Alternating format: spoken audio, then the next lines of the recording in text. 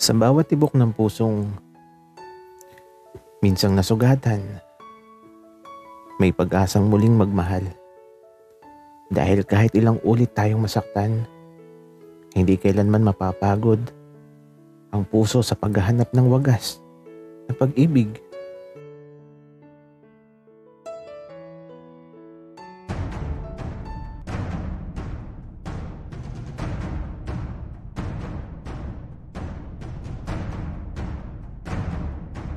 Kaibigan, huwag mong kalimutan mag-subscribe sa aming channel at huwag din kalimutan i-click ang notification bell at subscribe button. Subscribe na!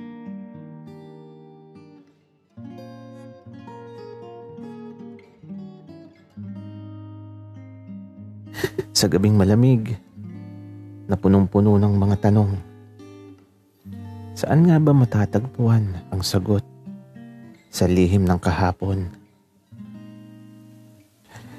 Hindi ko pa din kasi maalala kung saan kami unang nagkita. Pero isa lang ang sigurado ako. Tumatak siya sa puso ko. Sa kahapong hindi man maalala ng isip ko, pero naging marka sa guhit ng mga palad ko. Ngayong gabi, payapa ang bawat sandali. At sa pagpikit ko ng mga mata ko, alam kong sa darating na bukas, mas maraming magagandang bagay ang mangyayari sa buhay ko. Sa pagsapit ng kinabukasan, nagising ako na wala na si Kian sa tabi ko. Bumangon ako kaagad at hinanap ko siya. At aba, ayun siya sa labas. Nagwawalis ng mga nalaglag na dahon mula sa mga puno. Sa sobrang lakas kasi ng ulan at hangin kagabi, halos makalbo yung mga puno dito sa paligid. May bagyo ata. Pero ngayong umaga, eto, kalmado na. Makulimlim na lang na may bahagyang ambon.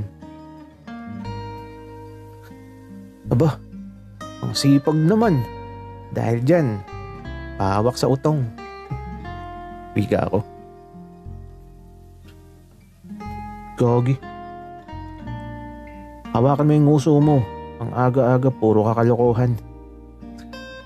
Wika naman ni Kian. Na kunwari masungit, pero halatang kinikilig. Nasaan si nanay at tatay? Magang umalis, Santino. Baka hapon na daw sila makabalik. At may pagmimitingan daw doon sa bayan tungkol sa agriculture.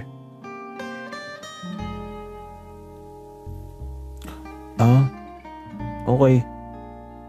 E di parang mag-asawa lang tayo ngayon kasi tayo lang dalawa. Wika ako. Santino, ano ba pinagsasasabi mo? Puro kakalokohan.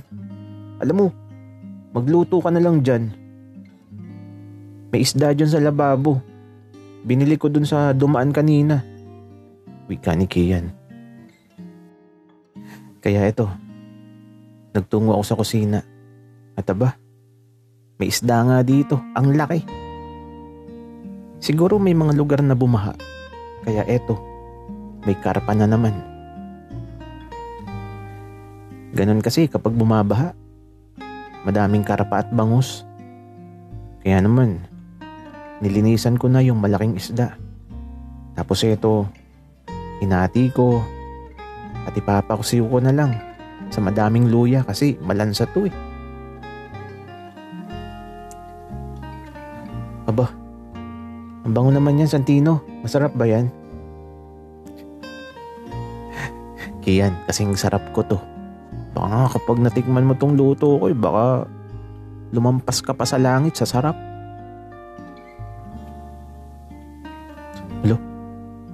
Gagi. Puro ka kalokohan, Santino.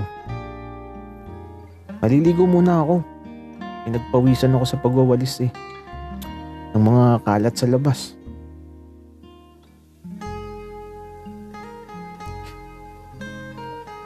Pasabay na ako, Kian.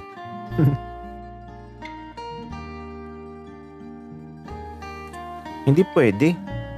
Baka mamaya kung anong gawin mo sa akin. Wika ni Kian. Okay. Ikaw ang bahala, Kian. Hugasan mong mabuti yan, ha? Ewan ko sa'yo, Santino. Bahala ka dyan. Wika ni Kian.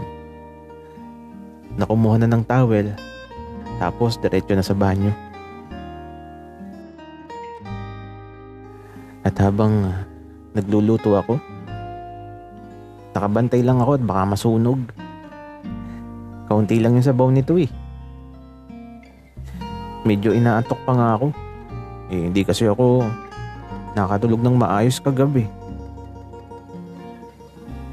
At eto, matapos maligo si Kian, lumabas na siya na nakatapis lang. Tapos, kita na naman yung utong niyang kulay pink na medyo matambok. Nung makita niya na nakatingin ako doon sa parating yun ng katawan niya, bigla niyang tinakpan yun ng 2 palad niya. Bawal muna. Wika ni Kian. Natatawa na lang ako. Pero sa isip ko, anong bawal? Walang bawal. Kakainin ko yan mamaya. At ayun, dumiretso na siya sa silid. At paglabas niya, aba, naka-jacket at panjama. Parang matutulog ang itsura. Bakit? Balot na balot ka, Kian. Ang lamig kasi, Santino. Halika nga dito. Yayakapin kita, Kian. Ayoko nga. Di ka pa nga naliligo.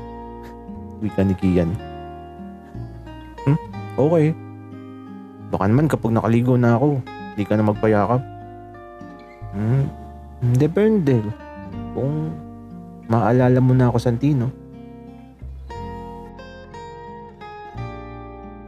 Eto na naman ako. Iniisip ko na naman siya kung saan nga ba kami nagkakilala. Pero pinatay ko na yung apoy ng kalan. Luto na yung paksiw na karpa. Tapos eto, naligo na ako. Habang naliligo, niisip ko talagang mabuti kung sino nga ba siya.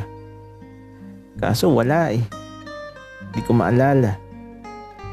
Kaya nung matapos ako, diretso lang ako sa silid kung saan nakahiga si Kian, tapos nagbabasa siya ng libro.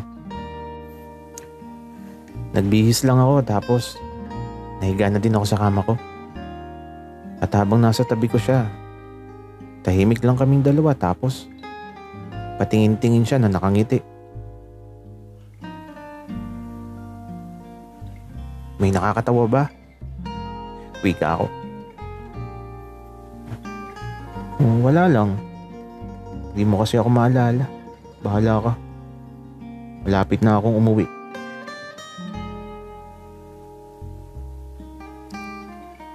Babalik ka pa ba? Baka naman makalimutan mo na ako, Kian. Makakalimutan ba naman kita, Santino? Halos lumawlaw na yung utong ko sa kakalaro mo.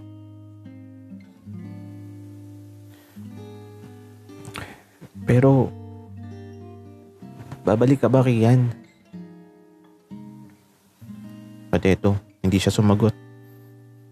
Nakangiti lang siya habang nagbabasa ng libro. Napapaisip tuloy ako. Ayoko na siyang umalis dito. Ang hirap naman ng ganito. Yung masaya ka, pero alam mo kung kailan matatapos ang kaligayahang nadarama ng puso mo.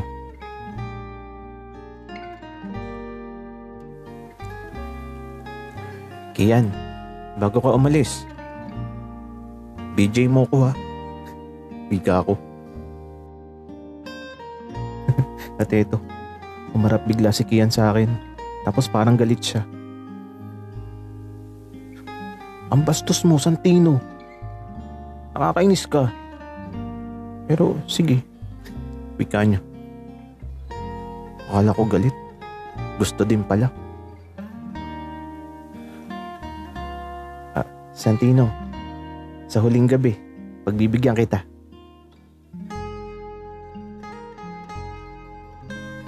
Parang bigla ako nasabik. Pero may lungkot kasi huling gabi eh. Baka hindi na masundan.